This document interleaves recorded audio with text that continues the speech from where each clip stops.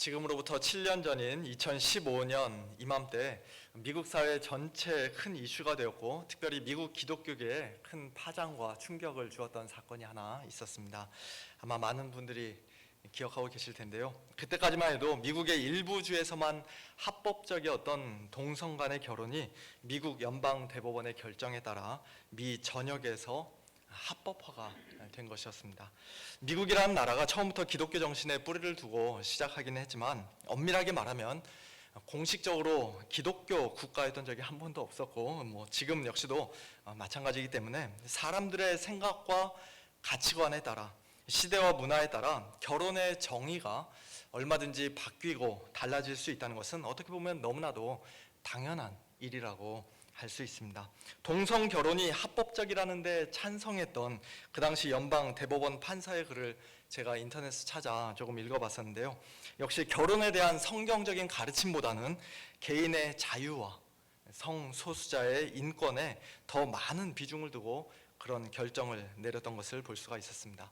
하지만 결혼이라는 제도가 서로 사랑하는 한 남자와 한 여자가 합법적으로 결합하여 한 가정을 이루는 것이라는 전통적인 정의를 무시하고 동성 간의 결합으로까지 확대한다면 사실상 결혼과 관련하여 그 어떤 기준도 결국에는 다 무의미하게 될 수밖에 없습니다. 서로 사랑한다면 왜 꼭 두 사람이야만 하나요? 세 사람이나 그 이상이 함께 결혼해서 같이 살면 안 됩니까? 가족끼리, 가까운 친척끼리 결혼하면 안 됩니까?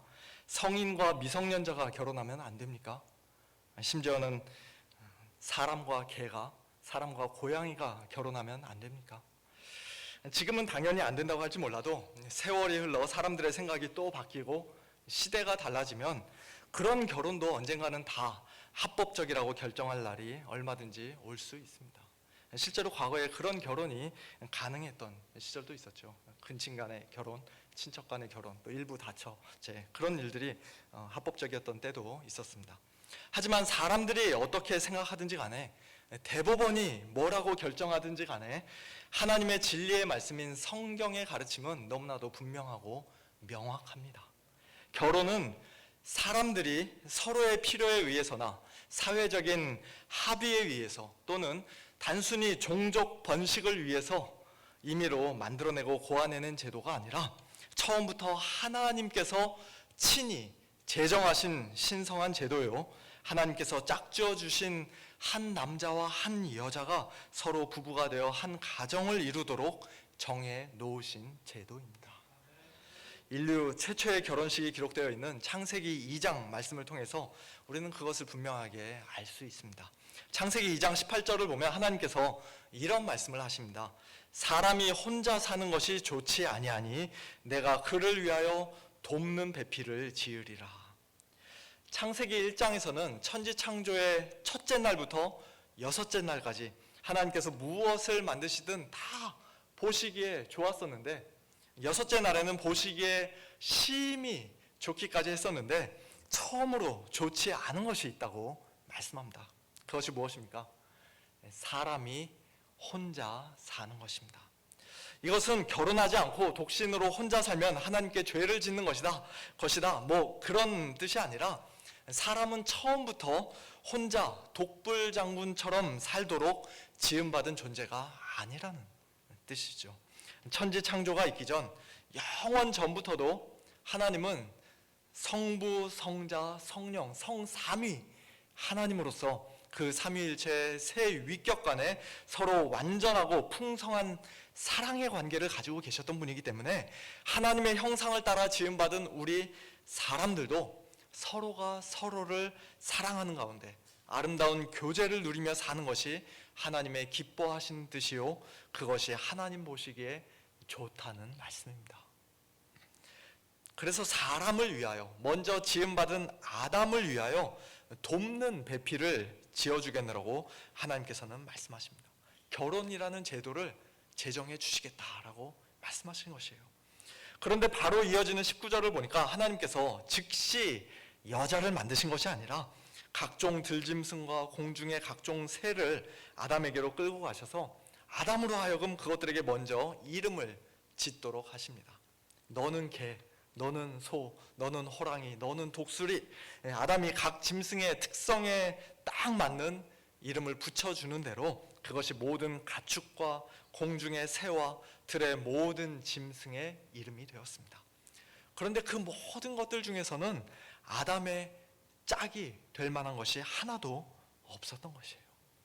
개나 고양이 중에서는, 심지어는 사람과 가장 비슷하게 생겼다고 하는 원숭이나 침팬지 중에서도 아담은 자신의 돕는 배필을 발견할 수가 없었습니다. 그러자 하나님께서 어떻게 하십니까? 아담을 깊이 잠들게 하신 후 아담의 갈빗대 하나를 취하고 살로 대신 채우시고 아담에게서 취하신 그 갈빗대로 여자를 만드십니다. 머리뼈로 만들면 여자가 남자를 지배하게 될까봐, 발바닥 뼈로 만들면 여자가 남자에게 짓밟히게 될까봐 일부러 옆구리 갈비뼈로 만드셨다는 농담 반 진담 반 유명한 이야기가 있는데요. 어쨌든 그렇게 만드신 여자를 하나님께서는 아담에게로 이끌어 오셨습니다. 마치 오늘날 신부의 아버지가 사랑하는 딸과 함께 결혼식장 저 뒤에서부터 앞으로 걸어나와 신랑 될 사람에게 딸을 넘겨주는 그런 장면이 연상되는 말씀이죠. 그러자 신랑인 아담이 그 아름다운 신부를 보고는 감탄을 하며 멋진 시를 짓습니다. 이는 내 뼈 중에 뼈요 살 중에 살이라. 방금 전 다른 모든 가축들과 새들과 짐승들을 보고는 한 번도 그런 말을 안 했던 아담이 하나님께서 데려오신 여자를 보자마자 그만 한눈에 반하고 사랑에 빠지고 만 것입니다. 그리고는 그녀에게도 이름을 지어주는데 여자라는 이름을 지어줍니다. 하와라는 이름은 나중에 창세기 3장에서 그들이 범죄한 후 아담이 새롭게 지어준 이름이고, 처음에 지어줬던 이름은 여자였습니다.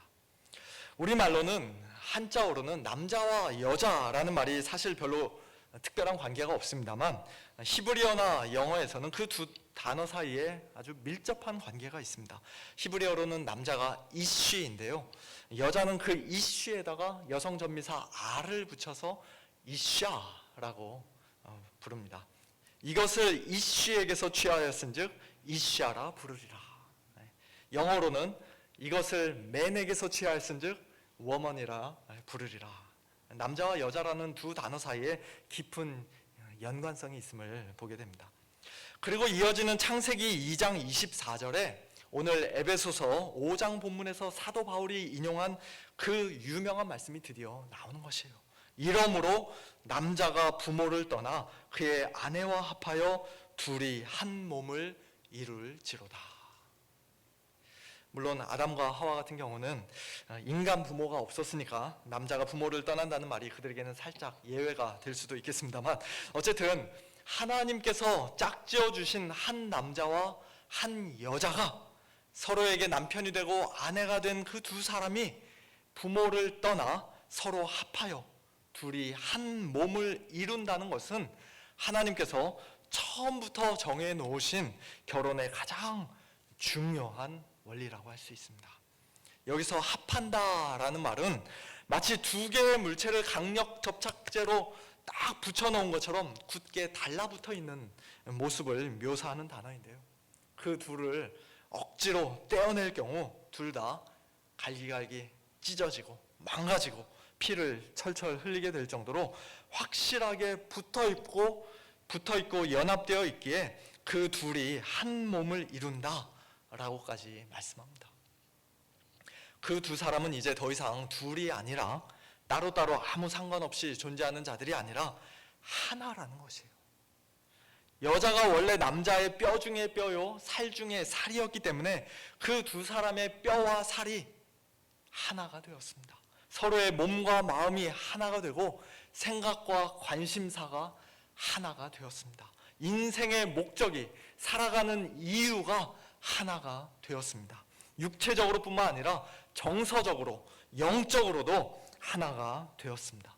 그처럼 둘이 온전한 한 몸을 이루었기에 벌거벗었어도 상대방 앞에서 뭐 하나 숨길 것이 없고 가릴 것도 없고 부끄러워할 것도 없는 가장 완전하고 아름다운 상태, 그것이 바로 하나님께서 처음 아담과 하와에게, 우리 인간들에게 선물로 주신 결혼이라는 신성한 제도의 원래 모습인 것입니다.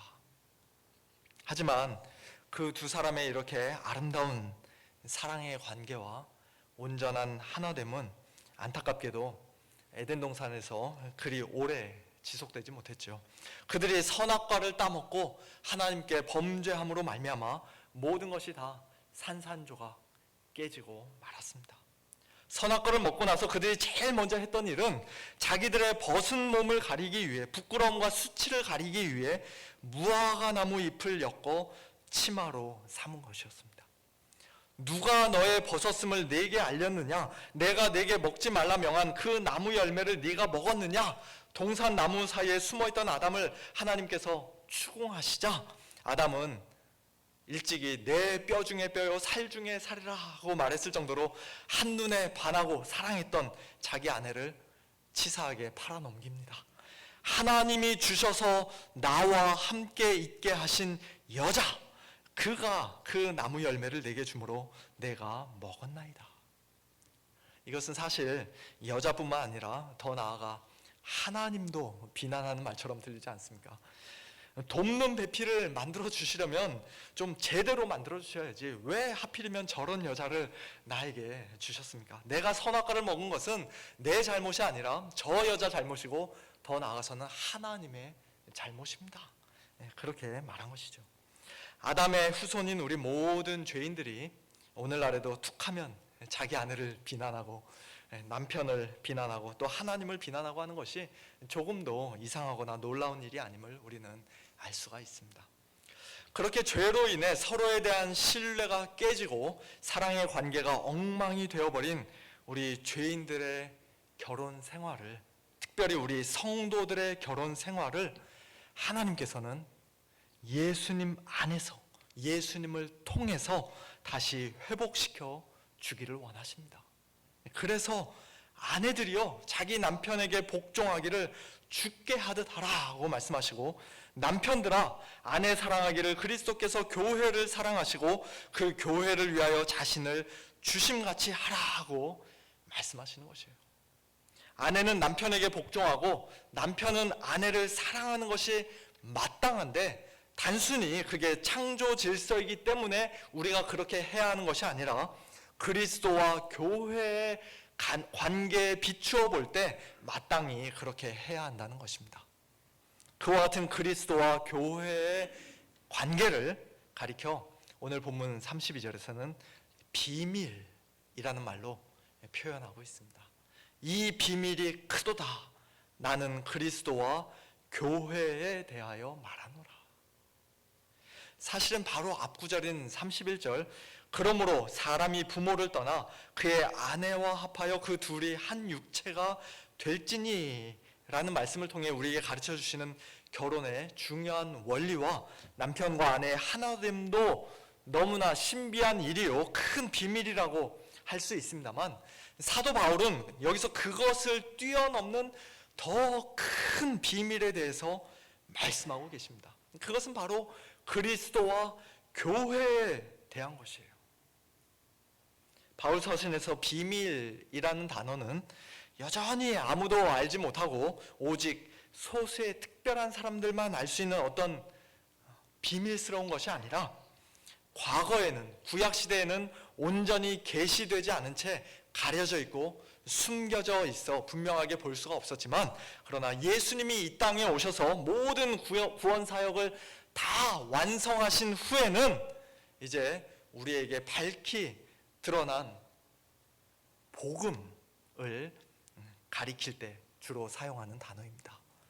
즉 사도 바울이 그러므로 사람이 부모를 떠나 그의 아내와 합하여 그 둘이 한 육체가 될지니 라는 창세기 2장 24절 말씀을 지금 에베소서에서 인용한 것은 단순히 남자와 여자, 남편과 아내의 결혼 생활이 어떠해야 함을 가르쳐 주시는 것이 아니라 창세기 2장 24절 그 구절 안에 큰 비밀이, 복음의 비밀이 숨겨져 있다고 말씀하시는 것입니다. 구약시대의 성도들은 분명히 볼 수 없었던, 그들에게는 선명하게 계시되지 않았던 복음의 비밀이, 즉 그리스도와 교회의 관계가 그 창세기 말씀 안에 이미 들어있는데, 그 비밀이 이제 신약시대 성도들인 우리에게는 온전히 계시되었다는 것이에요. 밝히 드러났다는 것입니다. 그 큰 비밀이 구체적으로 무엇입니까? 하나님께서 첫사람 아담을 깊이 잠들게 하시고 그의 옆구리에서 취하신 갈빗대로 그의 아내인 여자를 만드셨던 것처럼, 마지막 아담인 예수님을 십자가에 못 박혀 죽게 하심으로써, 잠시 동안 사망의 잠을 자게 하심으로써 예수님의 신부인 교회를 이 땅에 존재하게 하셨다는 것입니다. 특별히 예수님이 십자가 위에서 죽으신 후 창에 찔리셨을 때 예수님의 옆구리에서 물과 피가 나왔었는데요, 그 물로 예수님께서는 자신의 신부인 교회를 깨끗이 씻겨주시고 그 피로 저와 여러분의 모든 죄를 다 용서해 주셨다는 것입니다. 또한 첫사람 아담이 그의 아내인 여자를 보고 이는 내 뼈 중에 뼈요 살 중에 살이라고 외쳤던 것처럼, 마지막 아담인 예수님이 그의 신부인 교회를 향해 에베소 5장 30절 말씀처럼 너는 내 몸이라, 또 저와 여러분 각각을 향해서는 너희는 내 몸의 지체들이라 하고 말씀해 주신다는 것입니다. 그리고 남자가 부모를 떠나 그의 아내와 합하여 둘이 한 몸을 이루어야 하는 것처럼, 하나님 아버지와 늘 함께 계시던 독생 성자께서 아버지 집을 떠나 그의 아내인 교회와 합하여 그 둘이 한 육체가 되고 하나가 되셨다는 것입니다.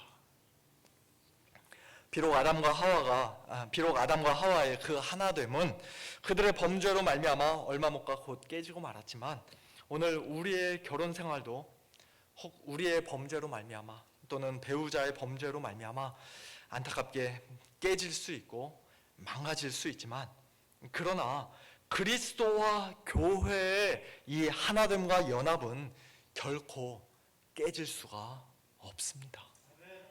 슈퍼글루로, 강력 접착제로 딱 붙여놓은 것처럼 성령의 띠로 예수님과 교회는 하나로 굳게 연합되어 있습니다.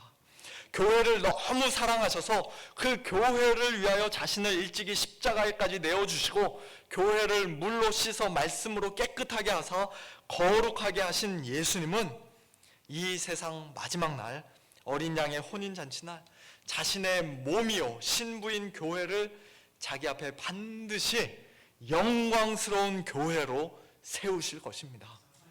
자기 앞에 티나 주름 잡힌 것이나 이런 것들이 없이 거룩하고 흠이 없는 가장 완전하고 가장 순결한 교회로 세우실 것입니다. 그날까지 이 땅의 교회를 예수님은 끊임없이 양육하고 철통같이 보호해 주십니다. 우리가 혹 어리석게 넘어지고 바보같이 또 범죄해도 예수님은 우리를 완전히 버리지 않으시고 미워하지 않으십니다. 저 형편없는 여자 때문에 다 망쳤습니다. 아담처럼 우리를 팔아넘기거나 우리에게 책임을 전가하지 않으시고 우리를 끝까지 책임져 주십니다. 하나님의 명령을 따라 음란한 여자인 고멜을 아내로 삼은 호세아 선지자가 그녀가 도망가도 완전히 버리지 않고 다시 용서하며 집으로 데려왔던 것처럼, 예수님은 범죄하고 더럽혀진 우리를 또 불러다가 고치시고 다시 회개시키시고 변함없이 용서하시고 끝까지 붙잡아 주셔서 마침내 거룩하고 순결한 신부로 주님 앞에 반드시 서게 하실 것입니다. 그러기에 우리는 분명한 확신을 가지고 오늘도 큰 소리로 이렇게 외칠 수 있습니다. 누가 우리를 그리스도의 사랑에서 끊으리요? 내가 확신하노니 그 무엇도 그 누구도 이 세상 그 어떤 피조물이라도 우리를 우리 주 그리스도 예수 안에 있는 하나님의 사랑에서 끊을 수 없으리라. 이 확신이 오늘 저와 여러분의 우리 서문장로교회의 동일한 확신이 될 수 있기를 소원합니다. 인류 최초의 결혼식 장면이 기록되어 있는 창세기 2장 말씀 속에서 사도 바울은 바로 이 복음을 발견했던 것입니다.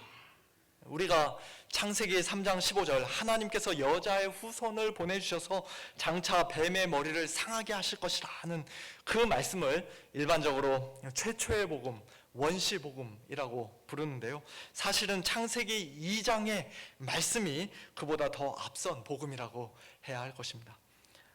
아담과 하와의 결혼식 장면이 너무 보기 좋고 아름답고 감동적이어서 나중에 그리스도와 교회의 관계에다가 이것을 적용해야겠다, 하나님께서 그렇게 생각하신 것이 아니라 그리스도와 교회의 연합이, 하나됨이 원래 처음부터, 창세 전부터 하나님의 마음과 계획 가운데 있었던 원형이요, 오리지널이고, 아담과 하와의 결혼, 남자와 여자의 결혼은 그리스도와 교회의 관계를 마치 그림자처럼 보여주고 반영하는 모형이었던 것입니다.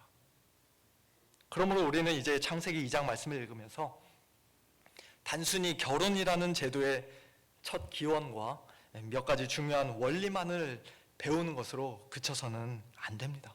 예를 들면 남자는 결혼하면 부모를 떠나 심리적으로나 경제적으로 독립해야 한다든지, 남편과 아내는 육체적으로, 정서적으로, 영적으로 온전히 하나가 되어야 한다든지, 은행 통장도 가능하면 하나로 통일해서 같이 쓰는 게 좋다든지, 남편은 아내를 자기의 뼈 중에 뼈요 살 중에 살로 여기며 아끼고 사랑해야 한다든지, 하나님께서 짝지어 주시고 하나 되게 하신 것을 사람이 나눌 수 없다든지 등등, 그런 것들이 물론 다 굉장히 중요한 교훈이고 우리가 창세기 2장 이 말씀을 통해서 배울 수 있는 내용이긴 합니다만, 그러나 창세기 2장 이 본문에서 우리는 이제 무엇보다도 예수님을 발견하고 예수님의 그 복음의 큰 비밀을 들을 수 있어야 합니다. 아내된 교회를 위해 피 흘려 죽으시고 부활하신 예수님을 우리는 똑똑히 보아야 합니다. 교회를 자기 몸처럼 아끼고 사랑하시는 예수님께서 지금 이 순간에도 저와 여러분을 얼마나 사랑하시는지 분명히 깨달아야 합니다. 그리스도와 교회의 연합과 하나됨은 그 누구도 그 무엇도 깨뜨릴 수 없음을 온전히 확신해야 합니다. 그럴 때 우리는 비로소 그리스도와 교회의 그 사랑의 연합을 더욱 온전히 본받는 자들이 될 수 있습니다. 오늘 본문 마지막 구절에서 사도 바울은 다시 남편과 아내에 대한 교훈으로 돌아와서 마지막 권면을 합니다. 그러나 너희도 각각 자기의 아내 사랑하기를 자신같이 하고 아내도 자기 남편을 존경하라. 옛날 성경에서는 경외하라, 그렇게 번역했죠.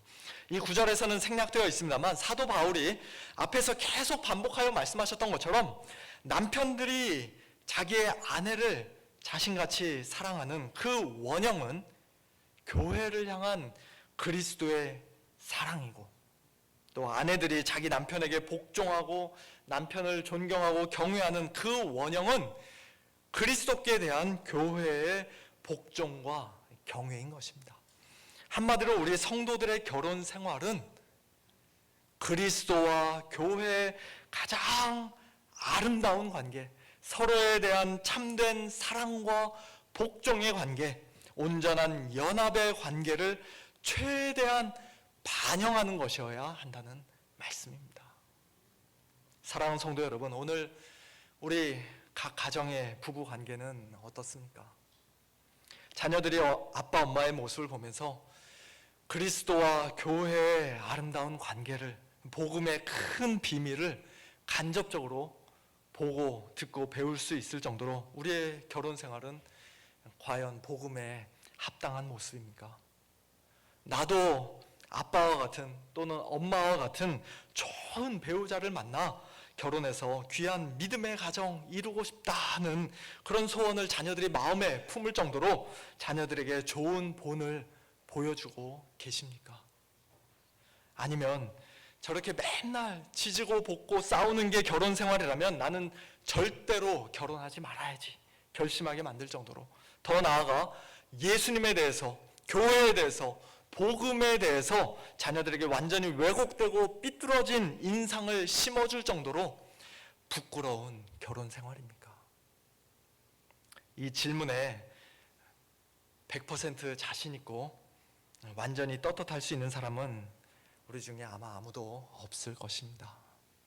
우리의 결혼 생활은 그리스도와 교회의 가장 완벽하고 이상적이고 아름다운 관계에 비하면 솔직히 너무 부끄럽고 부족합니다. 그리스도께서 교회를 사랑하신 것처럼 남편들은 자기 아내를 온전히 사랑하지 못하고, 교회가 그리스도께 마땅히 복종해야 하는 것처럼 아내들은 자기 남편에게 자발적으로 복종하지 못합니다. 남편을 존경하지 않습니다. 서로 책임을 지려 하기보다는 당신 때문이라고, 하나님 때문이라고 치사하게 핑계댈 때도 많습니다. 벌거벗고도 부끄러울 것이 하나 없어야 할 사이인데 남편 몰래, 아내 몰래 꽁꽁 숨겨놓은 비밀이 많이 있는 그런 부부들도 있을 것입니다. 성경적으로 정당한 이혼 사유가 될 수 있는 배우자의 음행이나 아내를 또는 남편을 고의로 유기하고 버리는 것 이외에 또 다른 이유로 이혼하게 된 부부도 혹 있을 수 있습니다. 둘이 한 육체가 되는 그 원리에 따라 우리 성도들이 주와 합하여 주님과 한 영이 되었음에도 불구하고 창녀와 합하여, 배우자가 아닌 다른 사람과 합하여 그와 한 몸을 이루는 그런 음행을 저지른 분이 우리 중에 혹 계실지도 모르겠습니다. 이 시간 우리의 그런 모든 죄악을 하나님 앞에 회개하기를 원합니다. 하나님 아버지, 저를 용서해 주십시오. 저희 부부를 불쌍히 여겨 주십시오. 저희는 죄인입니다. 무화과 나무 잎으로는 저희의 이 엄청난 부끄러움과 수치를 도저히 가릴 수가 없습니다. 저희 자신의 힘과 능력으로는 하나님께서 기뻐하시는 온전한 결혼 생활을 도저히 영위할 수 없고 끝까지 유지할 수도 없습니다. 하나님 아버지, 제발 도와주십시오. 진심으로 회개하며 참된 믿음으로 하나님 앞에 나아가기를 원합니다. 일찍이 범죄한 아담과 하와를 위하여 가죽옷을 지어 입히셨던 하나님께서 어린 양 예수 그리스도의 가죽옷으로, 완전한 의의 옷으로 저와 여러분을 덮어주시고 우리의 모든 수치를 가려주실 것입니다. 우리의 결혼 생활이, 우리의 부부 관계가 예수님 안에서 점점 더 온전해지고 더욱 성숙해지고 아름답게 회복될 수 있도록 분명히 도와주실 것입니다. 음행을 피하고 오히려 우리의 몸으로 하나님께 영광을 올려드리는 거룩한 성도의 삶 살아갈 수 있도록 날마다 우리에게 힘 주시고 능력 주실 것입니다. 또 남편이든 아내든 지금 배우자가 없으신 성도님들의 마음도 하나님께서 위로해 주시고 천국 소망으로 가득 채워주시며 이 땅에서 예수님을 더욱 닮아가게 하실 것입니다.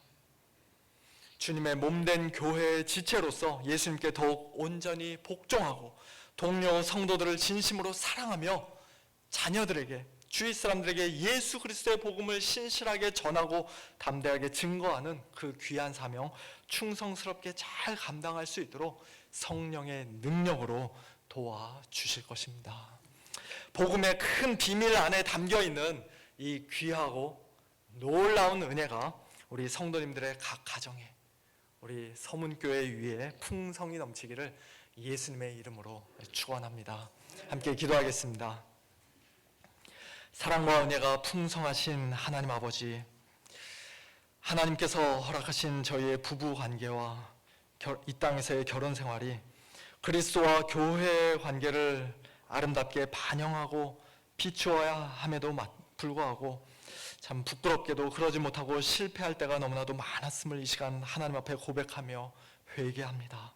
저희들의 모든 죄를 용서하여 주시고 저희들의 완악한 마음을 예수님의 십자가 사랑으로 녹여주시며 저희들의 상처받은 마음을 다시금 싸매주시고 고쳐주셔서 우리 모든 남편들은 자기 아내를 더욱더 참되게 사랑하고 또 아내들은 자기 남편을 바르게 존경하고 즐거이 복종하는 그런 아름다운 가정들이 다 될 수 있도록 은혜를 베풀어 주시옵소서. 배우자가 없는 우리 성도님들의 마음을 하나님 아버지 또한 위로하여 주시고 저들과 늘 함께하여 주시기를 원합니다. 더욱더 주님 사랑하고 주님의 몸된 교회를 사랑하는 우리 성도님들 되게 하시고, 특별히 사랑하는 자녀들과 후손들의 가정이 주님 앞에서, 주님 안에서 이와 같은 아름다운 가정들이 다 되기를 소망하는 가운데 날마다 엎드려 기도하는 우리 모든 성도님들 다 될 수 있도록 은혜를 베풀어 주시옵소서. 모든 것을 감사드리며 우리 주 예수 그리스도의 이름으로 기도하옵나이다. 아멘.